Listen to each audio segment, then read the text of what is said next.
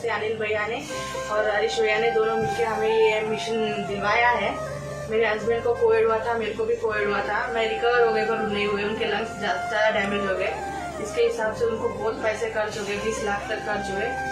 और अभी तो दवाई पानी हम दोनों काम को जाते थे, मैं अभी घर में चून भी घर में ही है। दवाई पानी के लिए बहुत पैसा खर्च हो रहा है और आपके हिसाब से कुछ हमको मदद मिल सके तो बहुत अच्छा होगा सर।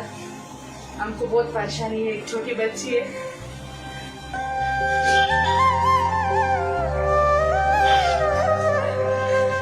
कुछ मदद हो सके तो बहुत अच्छा रहेगा क्योंकि हम बहुत परेशानी में है।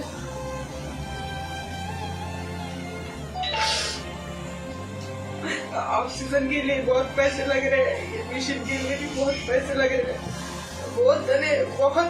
बहुत परेशानी में हूँ मैं ऐसे बता ही नहीं सकती हूँ कि परेशानी में हूँ।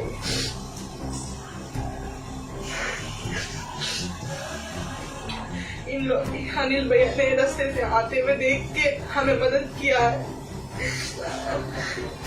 अब मैं इससे ज्यादा कुछ कह नहीं सकती सर, प्लीज कुछ मदद कर दीजिए आपको।